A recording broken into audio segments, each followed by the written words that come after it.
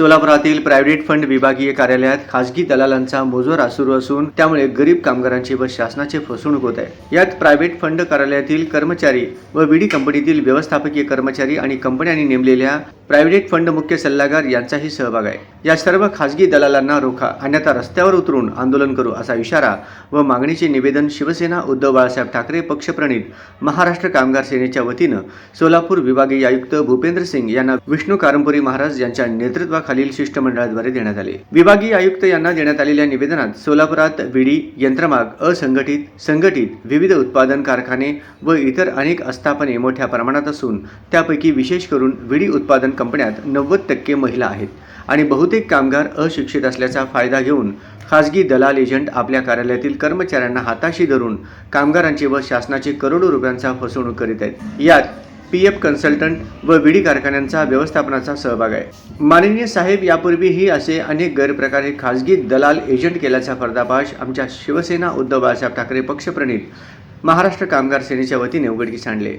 याबाबत केंद्रीय कामगार मंत्रालयाच्या प्रायव्हेट फंड विभागामार्फत आपल्या कार्यालयातील अधिकारी कर्मचाऱ्यांची चौकशी देखील झाली आहे, परंतु त्यानंतर सुमारे 5 ते 6 वर्षानंतर परत एकदा हा प्रकार होत असल्याचे अनेक महिला विडी कामगारांकडून तक्रारी येत आहेत। तरी वरील निवेदनातील मजकुराची गंभीर दखल घेऊन खासगी दलाल एजंट व आपल्या कार्यालयातील कर्मचारी व विडी कंपनीतील व्यवस्थापन कर्मचाऱ्यांची व विडी कंपनीच्या प्रायव्हेट फंड मुख्य सल्लागारांची चौकशी करून शासनाचे व महिला विडी कामगारांची फसवणूक थांबवावे व गरीब विडी कामगारांना न्याय द्यावे ही विनंती असे नमूद करण्यात आले। विष्णू कारंपुरी महाराज यांच्या नेतृत्वाखाली प्रायव्हेट फंड आयुक्त भूपेंद्र सिंग यांना निवेदन देणाऱ्या शिष्टमंडळात रेखा आडकी, लक्ष्मीबाई इप्पा, शोभा पोला, विठ्ठल खुराटकर, जर्गीस मुल्ला, गुरुनाथ कोळी, श्रीनिवास बोगा व विडी कामगारांचा समावेश होता।